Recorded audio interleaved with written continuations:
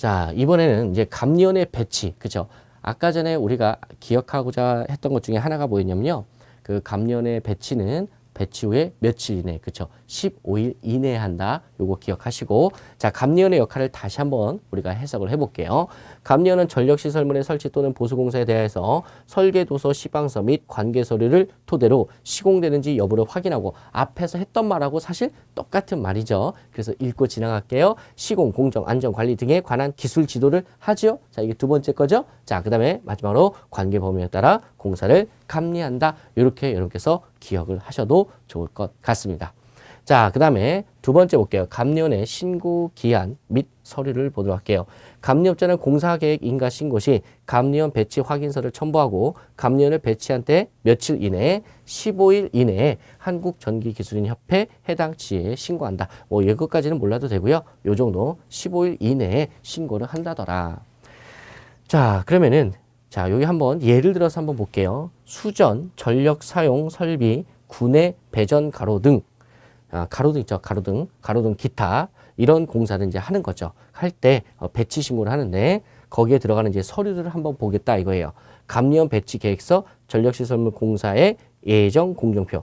여러분, 예정 공정표란 게 뭐냐면요.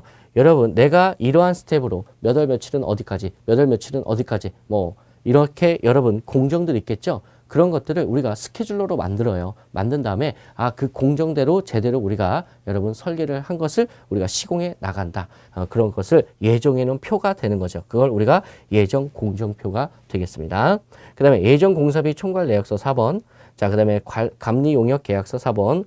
감리원의 재직증명서, 그 다음에 전력시설물 공사의 현장 간 거리 도면. 자, 이런 내용들이 나와 있는데 이것은 그냥 하나의 예로서만 보시면 돼요. 예로서. 근데 제가 예를 왜 보여드리냐? 이런 데서 나오는 용어들이 자꾸 읽어봐야 내 입에 붙습니다. 그래서 다른 파트에서 이런 부분이 나왔을 때 내가 이해하기가 한결 수월해지는 거죠. 자, 여기까지 한번 살펴봤고요. 다음으로 한번 보겠습니다.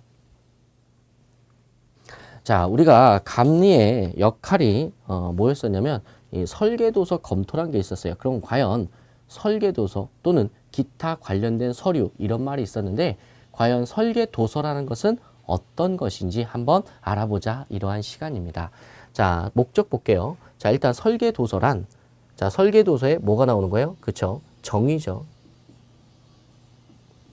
자, 설계도서의 정의인데 설계도면, 설계설명서, 시방서, 공사비 산출 내역서, 기술계산서, 공사계약서의 계약 내용과 해당 공사의 조사, 설계, 보고서 등을 말한다. 우와, 그러면은 여러분 설계도서에 들어가는 게 상당히 여러 가지죠. 그렇죠? 이 공사에 필요한 모든 내용들이 들어가 있는 걸 설계도서라고 하는 거예요. 그럼 설계도면이 있겠고, 자, 설계설명서가 있고, 시방서 있겠죠? 그 다음에 공사해야 되잖아요. 그럼 공사비 얼마 들어가는지 산출 내역서가 있겠죠. 그 다음에 거기 기술계산서가 있을 거예요. 전압강화가 얼마큼 발생하는지 허용전압강화 계산하는 기술계산서도 있을 거고 여러 가지 여러분 자료들이 있겠죠. 자, 그 다음에 공사계약서의 내용과 해당 공사의 조사 설계 보고서.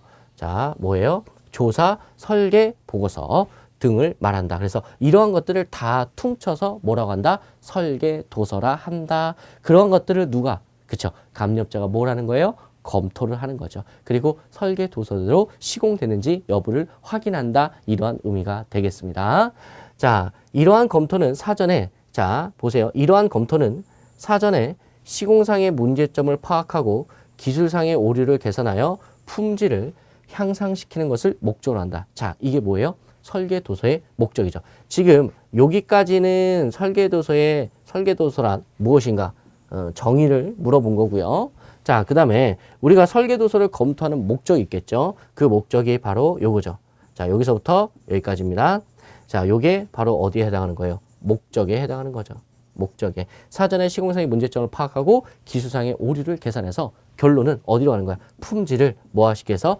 향상시키기 위해서 우리가 한다. 만약에 이게 내용이 외우기가 너무 어렵다. 그러면요, 여러분 우리 공부할 때 어떻게 했어요? 키워드 중심으로 외우자 그랬죠? 자, 그래서 품질을 향상시키기 위해서 우리가 설계도서를 검토하는 거다. 이렇게 기억을 해주셔도 좋으실 것 같습니다. 자, 계속해서 자, 그러면은 설계도서의 종류 및 검토 시 고려사항을 표로서 한번 살펴보도록 하겠습니다. 자, 설계도서의 종류, 설계도면, 그 다음에 뭐 시방서, 그 다음에 전기 관련된 계산서, 그리고 각종 계산서가 있겠죠. 계약 내역서 및 산출 근거, 그 다음에 공사 계약서, 사업계획 승인 조건, 에너지 절약 계획. 자, 요즘 여러분 에너지 세이빙을 하기 위해서 에너지를 절약하기 위한 설계들을 많이 합니다. 자, 예를 들어서 LED로 대체를 한다든지, 아니면 자동 절전 여러분 스위치를 우리가 설치를 한다든지, 아니면은 여러분 이런 것도 있죠. 콘센트도요. 자동 절전, 대기 전력이 여러분 세이빙되는 그런 콘센트도 있어요. 그런 거를 어떻게 설치를 할 건지, 그런 것들이 다 일종의 뭐예요? 에너지 절약 계획이 되겠죠. 자, 그런 에너지 절약 계획 이런 것들을 다 뭐라고 한다? 설계 도서의 종류라고 한다. 그러면은 이걸 딸딸딸 외우지 않더라도요. 여러분께서 몇 가지만 외울 수가 있어요. 설계 도면, 그 다음에 시방서, 그 다음에 전기 계산서, 자, 또는 공사 계약서, 또는 에너지 절약 계획, 이렇게 여러분께서 눈에 와닿는 걸 위주로 외우셔도 됩니다. 자, 그 다음에 요 중에서 한 5가지만 3개에서 단 5가지만 외워주시고, 자, 그 다음에 검토시 고려사항. 자, 설계 도서를 검토했을 때 고려사항, 요거는 좀 암기를 해야겠죠. 현장 조건에 부합하는지 여부. 말이 일단 예뻐. 왜? 내가 상식적으로도 접근할 수가 있거든요. 근데 여러분 그거 신기한 거 있습니다.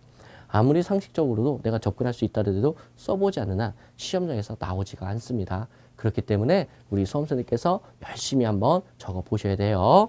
자, 현장 조건에 부합 여부, 그 다음에 시공에 실제 가능한지 여부. 그렇죠? 불가능한 시공도 있을 수가 있어요. 자, 그 다음에 다른 사업 또는 다른 공정과의 상호 부합 여부. 다른 공정과의 상호 부합 여부. 이 작업 때문에 다른 작업이 할 수가 있는지, 또는 다른 쪽에 피해를 주는지, 그런 것도 반드시 확인을 해봐야 돼요. 만약에 여러분 이거 잘못하잖아요. 여러분 시공 다시 해야 됩니다. 자, 그런 문제가 있기 때문에 되게 중요한 부분 중에 또 하나예요. 자, 설계도면, 시방서, 기술계산서 등의 일치 여부. 자, 이런 것도 당연히 확인을 해야겠죠. 자, 그 다음에 설계도서상의 오류 등 불명확한 부분에 존재가 있는지, 자, 오류나 또는 불명확한 부분이 있는지 확인을 해야겠죠. 만약에 있다면, 그쵸, 설계 다시 하라고 돌려보내야지. 그리고 조정을 해서 다시 시공을 해야 됩니다. 그러니까 처음부터 사실 설계할 때부터 되게 중요해요. 그래서 설계하는 사람들은 현장에 가서 직접 한번 봐야 됩니다. 내가 케이블이 이렇게 지나갈 줄 알았는데 세상에 도면에는 케이블이 이렇게 지나간다고 표기를 했는데 막상 가보니까 케이블이 지나갈 수 없는 길이야. 이런 경우도 비일비재해요. 실제 가보면. 그래서 설계할 때 아싸리 잘해야겠죠.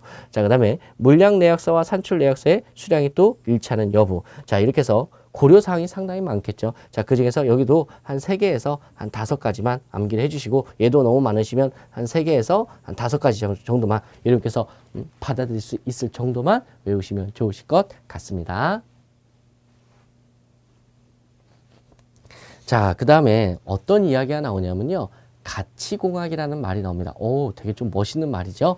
자, 가치공학. 자, Value Engineering의 약자에서 우리가 보통 가치공학은 VE 이렇게 많이 표현을 해요. 약자를 따서. 자, 그렇다면 가치공학이라는 말이 무엇인지. 자, 일반적으로 우리 공대를 다니신 분들은 경제나 경영이나 이쪽에 조금 여러분 관심이 덜 하시죠. 네, 그렇기 때문에 여기서 나오는 용어들이 좀 생소할 거예요. 그래서 그 용어들을 여러분께서 생소하지 말라고 제가 용어 설명을 조금만 앞에 좀 도와드리도록 할게요. 자, 원래 이제 가치공학에 대해 정의를 좀 배우셔야 될 텐데, 먼저 정의를 배우기 전에 조금 용어 하나만 설명을 드릴게요. 그게 뭐냐면 여러분 먼저 라이프 사이클이라는 거야. 라이프 사이클이라는 게 뭐지? 라이프 사이클. 자, 우리나라 말로 하면 뭐예요? 우리나라 말로 하면 이게 생이죠. 살아있는 거 생애, 사이클은 주기죠. 뭐 생애 주기 이렇게 우리나라 말로 할 수 있겠네요. 근데 라이프 사이클이 좀 더 낫죠. 자, 라이프 사이클이란 건 뭐냐면요. 어떠한 제품이나 어떠한 물건을 우리가 만들 때 제일 먼저 뭘 해요? 연구 조사를 합니다. 자, 리서치하고 디벨롭먼트 하죠. 그 다음에 기획 개발을 해서 설계를 하죠. 그 다음에 자재를 조달하고요. 자, 그랬으면 뭘 해야 돼? 뚝딱뚝딱 만들어야겠죠. 자, 뚝딱뚝딱 만든 거 어떻게 돼요? 판매시키죠. 판매시킨다, 유통시킨다 이거야. 그리고 수송하죠. 그리고 나중에 AS까지 할 수 있죠. AS까지 했는데 못 살렸어. 그 물건이 뭐야? 폐기가 되는 거지. 그래서 어떠한 제품을 만드는 시점부터 시작해서 연구조사하는 시점부터 폐기하는 데까지 전체 과정을 뭐라고 한다? 라이프 사이클이라고 해요.